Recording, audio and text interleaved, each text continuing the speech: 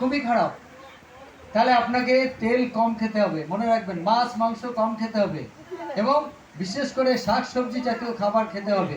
R R Santosh please come, আমাদের আমাদের measurement করে দেবেন, দেখি কত প্রেশার আপনার আছে, তাড়াতাড়ি প্রেশার দেখতে চাই, কারণ প্রেশার বেড়ে গেলে অসুবিধা আছে। আর আপনি এরপরে থেকে প্রেশার যেহেতু বেড়ে যাচ্ছে, আপনি সজনে পাতা জানেন? হ্যাঁ, আচ্ছা, ওটা 200 গ্রাম নেবেন আর জলে জাল দিয়ে 1 কাপ মতো হবে, সেটা খাবেন। হ্যাঁ, 3-4 দিন খেলে আপনার প্রেশার কমে যাবে। আর প্রেশার দেখো তো সন্তোষ কত আছে?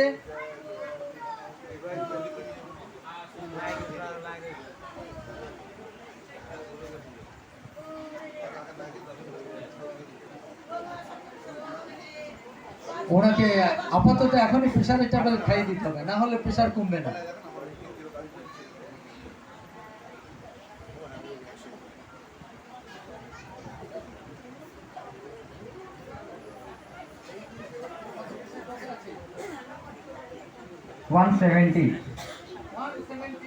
আপনাকে এখনই মাথায় জল দিতে হবে, ঠান্ডা জল দিতে হবে আর প্রেশারের ট্যাবলেট খাইয়ে দিতে হবে।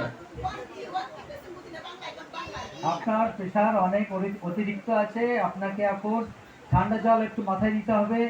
আর দ্বিতীয়ত আপনার প্রেশারের ট্যাবলেট এখনই খাইয়ে দিতে হবে। 170/90, 170/, হ্যাঁ, 90। ওকে, ঠিক আছে, আমাদের আপনার ট্রিটমেন্ট হবে, এখানেই থাকুন। জীবনধারার রোগ আর সুগার আজকাল বাড়ি বাড়িতে সবার বাড়িতে ঢুকে গেছে। এটা কেন হয়? বেশি খাওয়া।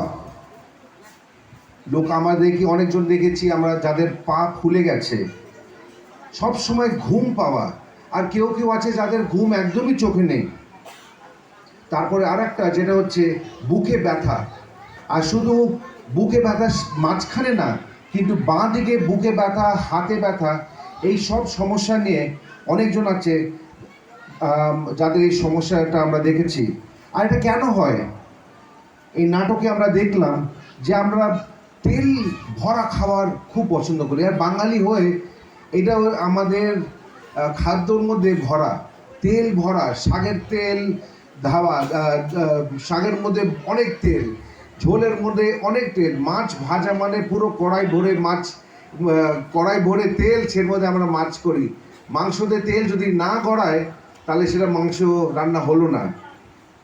মাছ মাংস আমরা অনেকজন আছি যারা আমরা প্রত্যেক দিন আমরা মাছ মাংস খাই, আর তা শুধু না, সব কিছুতেই আমরা মাংস দিই। আর একটা যেটা আমরা দেখি, যেটা আমরা যে দিনে যে 3 বার আমাদের খাওয়া উচিত, তা শুধু না, আমরা মাঝখানেও আমরা ভালোবাসি। সিঙ্গাড়া একটু ঢুকিয়ে দিলাম, একটু চপ ঢুকিয়ে দিলাম, একটু মুড়ি মাখা করে দিলাম, ঝালমুড়ি করে দিলাম, চানাচুর খেয়ে নিলাম, 1 প্যাকেট বিস্কুট একবারে খেয়ে নিলাম। এই সব সমস্যার জন্য লোকেদের যে হাই ব্লাড প্রেশার যেটাকে বলে, সেটা খুব অনেক হয়, আর সুগার হয়, আর মানে হার্ট অ্যাটাক তাদের হয়। এটা যদি আমরা চাই, তাহলে আমাদের কী করতে হবে? শাক সবজি। একটা জিনিস আমরা দেখেছি অনেক বাড়িতে, আমরা যেখানে গেছি, আমরা যে গন্ধ যেটা পেয়েছিলাম, আমরা খুব সুন্দর সবজির গন্ধ আমরা পেয়েছিলাম, আর সত্যি ভাল লাগছিল, মুখে জলও এসে গেছিল। কিন্তু এটা দেখে আর শুনে খুব ভালো লাগলো। কিন্তু অনেক বাড়িতেও আমরা দেখেছিলাম যেখানে শাক সবজি খাওয়াটা কম। ফল, আমরা অনেকজন ভাবি যে এত দাম, কে খাবে? কিন্তু একটুখানি ফল খাওয়া সেটা ভালো। এই সময় আমরা দেখি যে পেয়ারা ভরা, চারিদিকে পেয়ারা, সেই পেয়ারাটা আমাদের খাওয়া উচিত। বাঙালি হয়ে আমরা ভাতটার দিকে আমরা অনেক বেশি জোর দিই। ভাতটা একটু কম খেয়ে সবজি আর ডালটা যদি আমরা বেশি খাই, সেটা আমাদের পেট ভরে যাবে। আর তার সাথে সাথে একটুখানি ফল থাকলে তাহলে পৌষ্টিকটাও বেড়ে যায়। তারপরে আমরা অনেকজন আছি যারা আমরা সকাল বিকেলে হাঁটাহাঁটি করি না। অনেক ডাক্তার আছে তারা শুধু বলে সকাল বিকেলে হেঁটো না, তাছাড়া খাওয়ার পরে, ঠিক পরে, তখন আমাদের হাঁটা উচিত, ব্যায়াম করা আমাদের সেটা উচিত। আমরা অনেকজন ভাবি যে এই তো যারা যুবক তাদের ব্যায়াম করা উচিত, তা না। আমাদের সবাইকে প্রত্যেকজনকে আমাদের এটা করা উচিত। আর একটা জিনিস যেটা আমরা অনেকজন করি না, সেটা হচ্ছে পরিবারের সঙ্গে সময় দেওয়া। আমরা যখন পরিবারের সঙ্গে সময় দেব, তখন আমরা এই যে শয়তানটা আছে না, এই শয়তানটা তখন আমাদের সঙ্গে থাকবে না। পরিবারের সঙ্গে যারা যারা এখানে বৃদ্ধ আছে, তা আপনারা খুব ভালো করে জানেন, যখন আপনারা ছোট ছিলেন, আমি বললাম আমরাও যখন ছোট ছিলাম, তখন মা বাবাদের সাথে বিকালবেলা বসে কথা বলা, আড্ডা মারা, কাকারা আসা, জ্যাঠারা আসা, সবার সঙ্গে আড্ডা মারা, কথা বলা, যে ইত্যাদি যত মজা হতো, আজকাল কেউ সেটা করে না। একটা খাওয়ার ঘরের দেখি সবাই এক জিনিস নিয়ে বসে আছে, ফোন। এই যে ছবিটা যেটা আছে কোনায়, সেটা আমাদের আবার করা উচিত। এখন আমরা দেখব রোগ 2 নম্বর।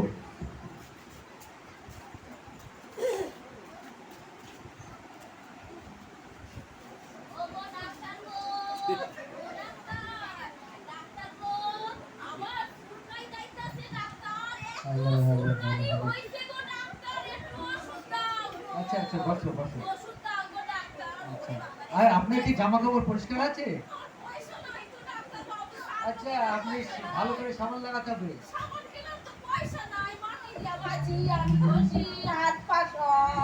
সব মাটি দিয়া এইগুলো সব ডইলা ডইলা রক্ত বেরিয়ে গেছে। আমার চুলকানি হয়েছে অনেক। আমরা তোমাকে চিকিৎসা দেবো, কি করলে চুলকানি কমে যাবে তার ওষুধ। আর নিম পাতা আছে বাড়িতে? হ্যাঁ আছে নিম পাতা। হলুদ ভালো করে বেটে লাগাবেন। লাগাইছি, এত রক্ত বেরাইতাছে, আমার একদম ছিলে গেছে। আচ্ছা, আমরা তোমাকে ভালো চিকিৎসা দেওয়া যাবে, ঠিক আছে? কিভাবে সুস্থ হবেন, কিভাবে ভালো স্কিন হয়ে যাবে, সেটা আমরা দেখছি কি করা যায়। ওষুধ দিয়ে দেবো। আচ্ছা ডাক্তার বাবু, অনেক ধন্যবাদ।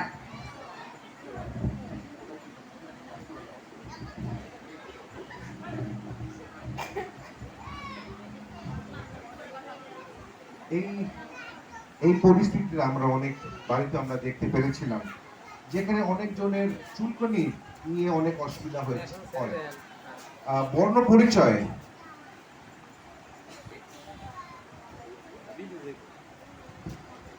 আজকাল দেখি যে যুবতীদের বর্ণ পরিচয় নিয়ে খুব চিন্তা হয়, এই ক্রিম লাগাবো না ওই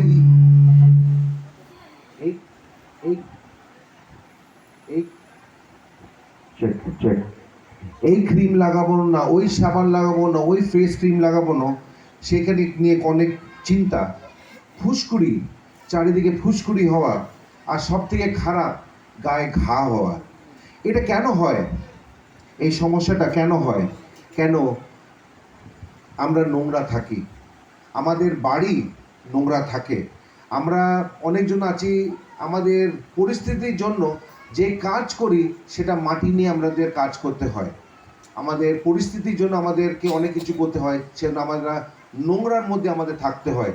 কিন্তু সেই জন্য কি আমরা কি আমাদের পাঁচড়া হওয়া উচিত? যদি আমরা সেরকম যদি আমাদের কাজ হয়ে থাকে, আমাদের দাঁত হওয়া উচিত? আমাদের কোনো রকমের বর্ণ পরিচয় হওয়া উচিত? নিশ্চয়ই না, নিশ্চয়ই না। কেন আমাদের এটা ভালো করে আমাদের হয় না? কেন আমরা আমাদের স্নান আমরা ভালো করে করি না? অনেকজন আছে নিশ্চয়ই আমরা সেরকম ভালো স্নান করি না, সময় নিয়ে আমরা স্নান করি না। নিশ্চয়ই আপনারা বলবেন যে সেরকম জল নেই, কিন্তু এক বালতি জল নিয়ে আমরা খুব ভালো করে রোগড়ে ঘষে ঘষে সুন্দর করে আমরা স্নান করতে পারি। মেয়েরা যারা আছো, সাবানও লাগে না, পরিষ্কার জলে যদি মুখটাকে ভালো করে রোগড়ে যদি ধো, ফুসকুড়ি আর হবে না। আর ছোট বাচ্চাদের অবশ্যই মারা তাদেরকে ভালো করে রোগড়ে স্নান করানো উচিত। আমাদের সন্তান খুব দুষ্টু সন্তান, সে এদিক ওদিক যায়, খেলে, ওর জামা কাপড় নোংরা হয়ে যায়। তাকে স্নান করার সময় আমরা প্রত্যেক দিন ছোবড়া দিয়ে ঘষে স্নান করতে হয়। কেন? না হলে তার গায়েও সেরকম ঘা আর সেরকম পরিস্থিতি হয়ে যাবে। এই একটা জিনিস আমাদের লক্ষ্য রাখা উচিত। এখন আমরা এগিয়ে যাই 3 নম্বর নাটকটা দেখতে।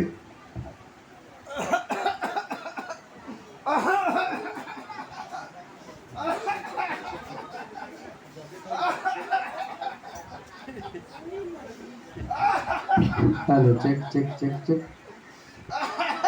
ডাক্তারবাবু আর পাচ্ছি না, বছরের পর বছর শুধু কাশি আর কাশি, প্রচুর কাশি, মাসের পর মাস কাশি, কাশি আর থামছে না ডাক্তারবাবু।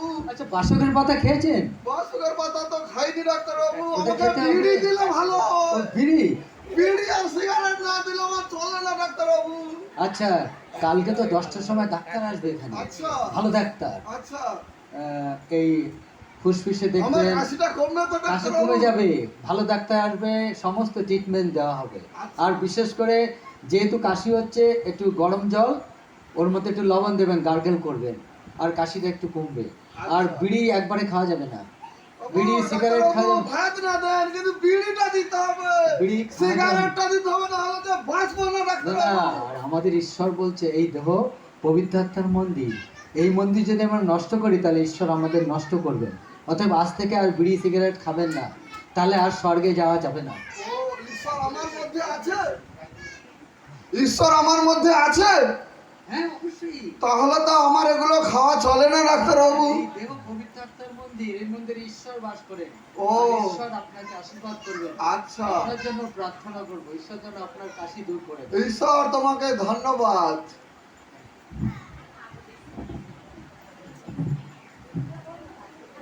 শ্বাসের কষ্ট, কাশি, আমরা কিছু লোকদের সঙ্গে আমাদের দেখা হয়েছিল যারা কেসে কেসে তাদের অবস্থা খারাপ হয়ে গেছিল, দাদা যেরকম করছিল সেরকমই অবস্থা হয়ে গেছিল। আর কিন্তু তাদের সঙ্গে যখন আমরা কথা বলছিলাম, তারা কিন্তু বলল যে বাবা, বিড়িটা কিন্তু ছাড়তে পারবো না, এটাই হচ্ছে সমস্যা।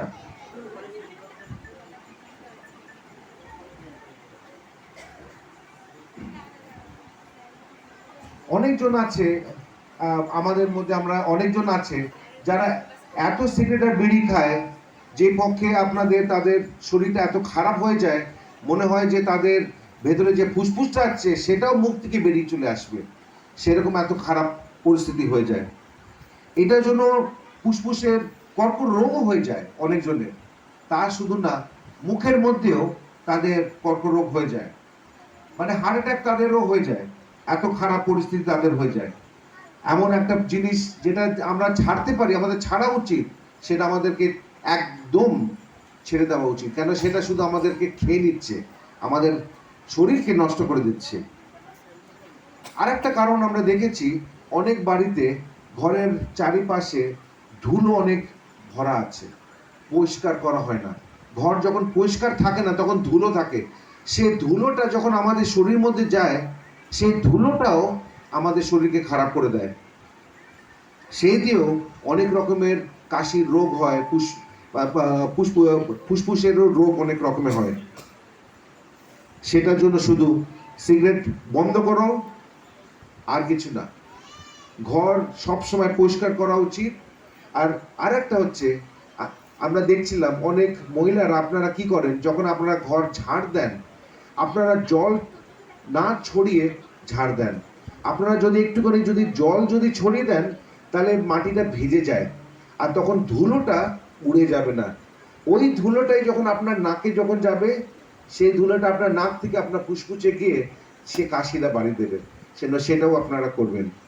এখন আমরা এগিয়ে যাই, এখন আমরা 4 নম্বর নাটকটা দেখি।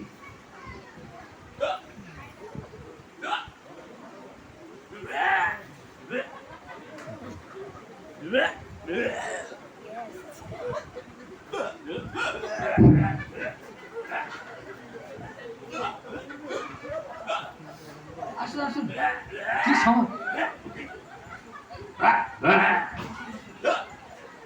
আগে আগে জল জল, আগে জল জল জল পান করুন, জল জল। হ্যাঁ। আপনি কি কি অবস্থা? প্রচুর এই অ্যাসিডিটি, বুক জ্বালা, বমি, এই ভুগতে হয়। আপনি সকালে উঠে জল পান করেন? সকালে উঠে জল পান করেন? আরে, দিনে ক গ্লাস জল পান করেন? দিনে কমসে কম 2.5 থেকে 3 লিটার জল পান করতে হবে। আপনার বয়স কত? ও, 2.5 লিটার থেকে 3 লিটার জল পান করতে হবে। আর ভোরবেলা উঠে আপনি আগে জল পান করবেন 1 থেকে 2 গ্লাস। আর আরেকটা বলেছি যে যেহেতু অ্যাসিডিটি হচ্ছে আপনার, আপনি বিশেষ করে আমি 4টে জিনিস জানি, ওটা খেলে আপনার অ্যাসিডিটি কমে যাবে। 50 গ্রাম ধনে, 50 গ্রাম জিরে, 50 গ্রাম মৌরি, 50 গ্রাম জোয়ান, এই 4টে মিক্সচার করে যেটা ডাস্ট হবে, ওইটা যদি প্রত্যেকদিন আপনি 3 বার করে খান তাহলে ওটা কমে যাবে। আর ওটা খুবই ভালো। আর আপনি বিশেষ করে জল পান করবেন, আর তেল মশলা কম খাবেন, যেহেতু আপনার অ্যাসিডিটি হচ্ছে, গ্যাস হচ্ছে, অর্থাৎ তেল মশলা। আপনি কি আবার নেশা করেন নাকি? মাঝে মাঝে না, নেশা করা যাবে না, একবারে নেশা করবেন না। আর ঈশ্বর আপনাকে আশীর্বাদ করবেন, আর আমরা আপনাকে ভালো করে উপদেশ দেব, সেই উপদেশগুলো শুনবেন, তাহলে আপনার অ্যাসিডিটি দূর হয়ে যাবে। আর এবার বলেন যে জোয়ান বলেন না। ও মানে জাস্ট প্রথম প্রাথমিক অবস্থায় 50 গ্রাম জোয়ান, 50 গ্রাম জিরে, 50 গ্রাম ধনে আর 50 গ্রাম মৌরি, এই 4টে জিনিস আপনারা প্রথম অবস্থায় কিনলেন, একসঙ্গে মিশিয়ে একটু রোদে দেবেন, তারপর ওটা ডাস্ট করবেন। মিক্সচার মেশিনে হলে ভালো, ওইটা ডাস্ট করে প্রত্যেক দিন 3 বার, মানে খাবার পরেই 1 চামচ করে খাবেন, আপনার গ্যাস পুরো ভালো হয়ে যাবে। Thank you. বাঙালি মানে এই সমস্যাটা, কেন আমরা খেতে খুব ভালোবাসি, বুকে ব্যথা, মানে গ্যাস এত হয়ে যায় যে আমরা মানে সহ্য করতে পারি না, এত বা মানে মনে হচ্ছে যে তাদের মানে হার্ট অ্যাটাক হয়ে যাচ্ছে, সেরকম পরিস্থিতি হয়ে যায়। এটা কেন হয়?